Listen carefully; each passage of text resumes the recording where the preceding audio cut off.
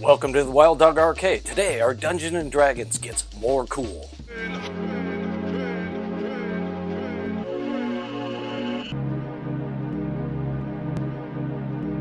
Check it again.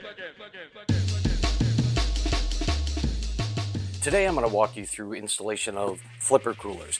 Since we stream these pinball machines for hours on end, a lot of times we find that the coils kind of get hot and we start to have flipper fade. So typically on all our modern machines, we put in a cooling fan setup. This one happens to come from Pinball Monk and will help keep the game more reliable, more consistent during long extended play. Okay, here's what comes in the kit. The Stern Dungeons & Dragons Tyrant's Eye pinball machine is a 3-flipper game, so it comes with 3 flipper coolers. These bolt directly to the flipper brackets. Comes with some wires, zip ties, a cutter, and instructions. The installation is fairly simple. With basic tools, you can do this yourself.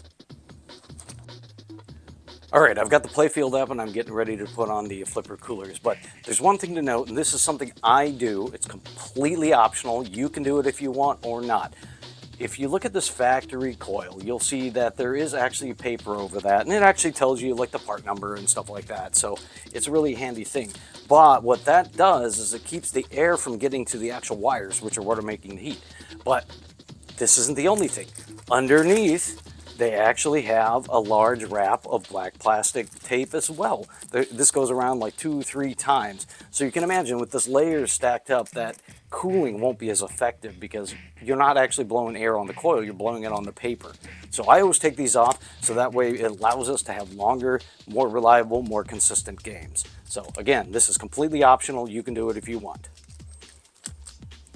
Alright, I'm going to take off the coil stop here on the back side because that basically lets me pull this coil out and actually be able to work on it. It's much easier since there's so many wraps on it to actually have it out of the way. It's really difficult to feed that around there, so it's pretty easy. A couple of Allen wrenches on the back and we can pull the whole coil stop off, and then we will be able to remove the paper and plastic on there.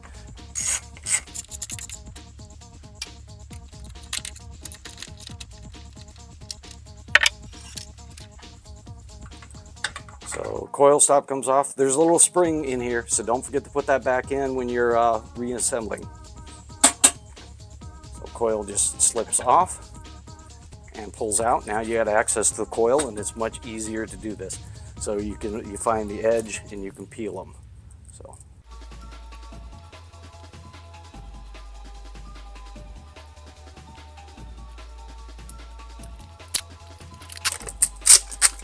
That's paper number 1.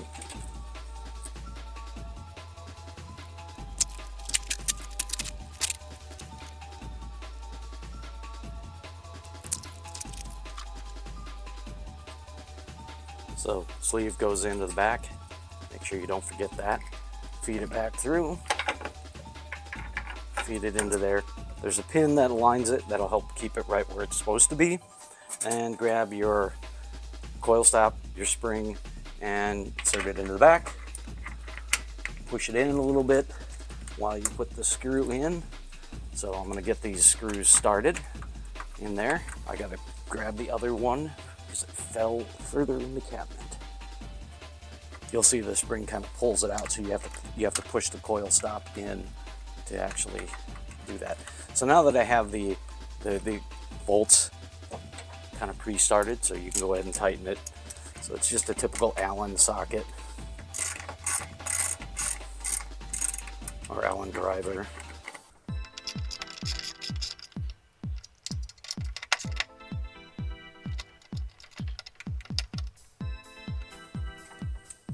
Alright, so now paper is off the coils. Now I can move on to putting the fans on the kit.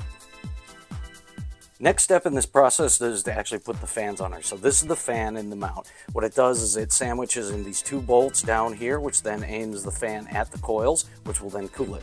So you basically need to unbolt these, sandwich it all in there, and you're good to go. So I got to start with, it's a 1/4-inch drive. I will take these 2 bolts off. Don't worry, there are plenty of other bolts holding this in place, so you don't have to worry about it falling out of place or anything like that.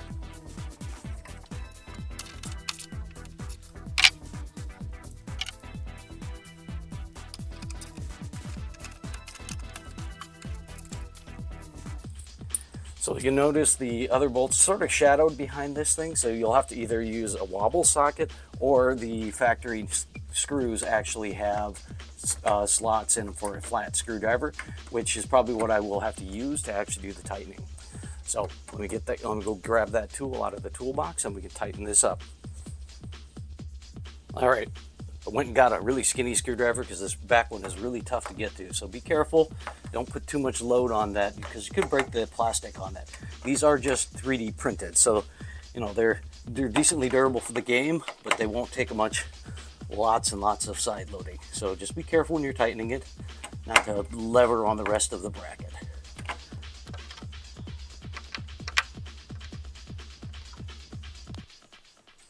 And there we go. That one's on there. Now what I'll do is I'll move on to the other two and then we'll do the wiring.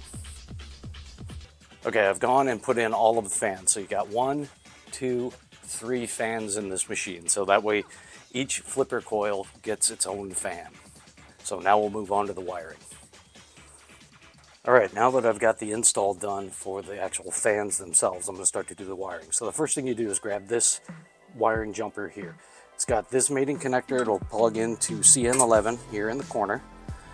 Do that.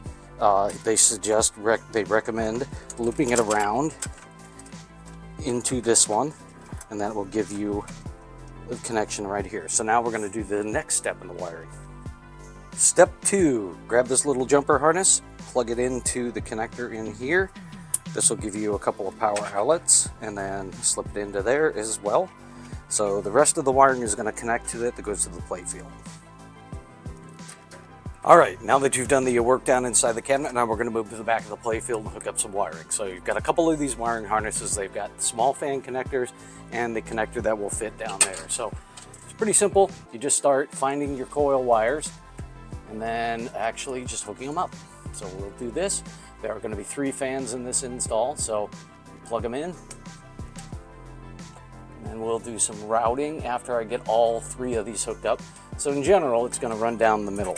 So that's 2 of the fans hooked up. Now I'm going to do the 3rd fan, which is over here, and it's going to join up with this one, feed down in to connect to the other ones. There's going to be an extra one, so if you have another fan need, you can hook up to that. So this is the wiring hooked up. So now I'm going to get the zip ties and actually route this stuff, suspend it properly so that way everything is properly zip tied. So they give you a whole bunch of zip ties and we'll do that.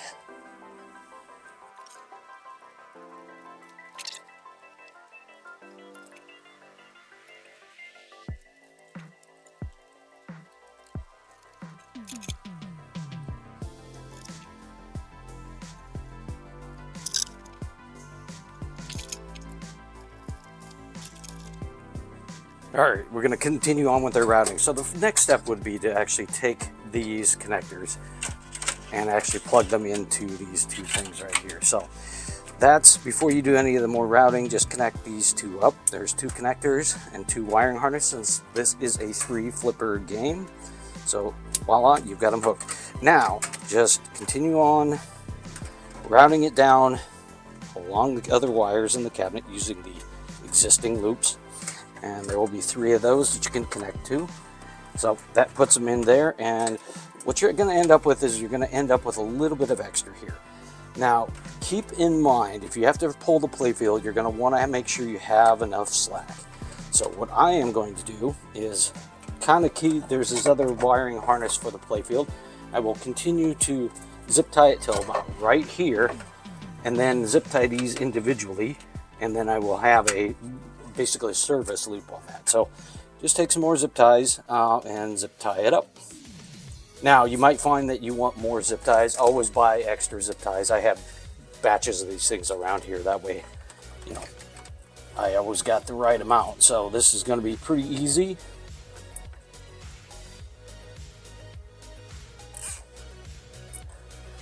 And then take the slack in your harness and zip tie the 2 together at this point. Don't go beyond this connector. It's probably going to be helpful to you.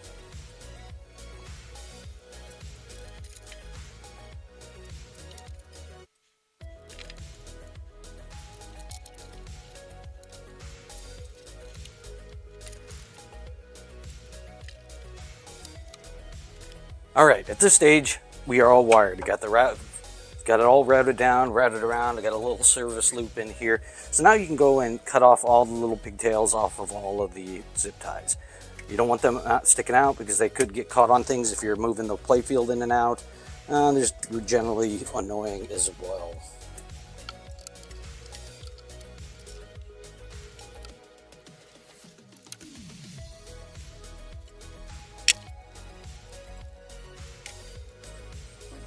All right, that pretty much wraps up the wiring. I'm going to add another one on the suspended wires. All right, another couple in here just to tie them together, keep them a little bit neater.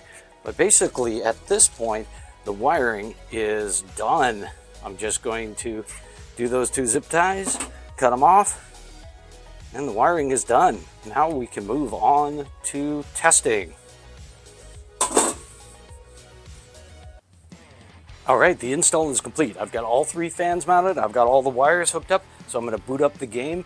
After the game boots, it should turn on all these fans with the rest of the game. So here we go.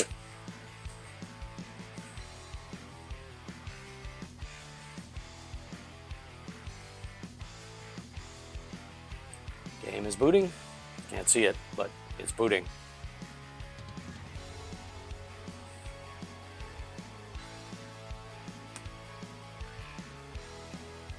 Oh, there we go. The game is booted. I'm hearing fans. All right. So I'm going to put my finger behind each one of these fans to make sure that they're working. All 3 of them are pushing air, which means now our game has cooling on the flippers, which will help us play longer, more consistent games. Well, that wraps up our install of our PinMonk flipper cooling fans in our Stern Dungeons and Dragons pinball machine. It's a really easy install. If you got one of these machines and you like to play long games, they're definitely a good value add to the game. Keeps the game playing consistently. You can hit your shots. You don't see the flipper fade that a lot of modern games have. So definitely a worthy investment if you like long games. Okay, so I'm working on my D&D. So since we got the game, we put the flipper coolers on. We actually had some issues when we were streaming it the other night. I noticed the magnet coil for the gelatinous cube and the ramp were starting to malfunction, and some research showed me that they were getting hot. So what it is, I looked through some of my parts and I've got some workarounds that I've added to it. So first of all, on the ramp, I actually had this extra mount that I just basically screwed in to one of the existing mount points, and I added it. It actually just plugs right into the same harness that I had. There's an extra connector on the harness, so I've actually got this now. I also peeled off all of that paper, that plastic coated paper on the coil, to expose the wires to the actual airflow. So this should help keep the ramp one cool. Well, thanks for watching this video. Keep an eye on our YouTube channel as we post more videos, installs, highlights, and other things. We also stream pinball. You can find us on Twitch, and hopefully soon we'll be streaming live on YouTube as well. We are Wild Dog Arcade on both Twitch, and of course, if you're watching us here on YouTube, you've found our channel. Definitely hit that subscribe button, and thanks for watching.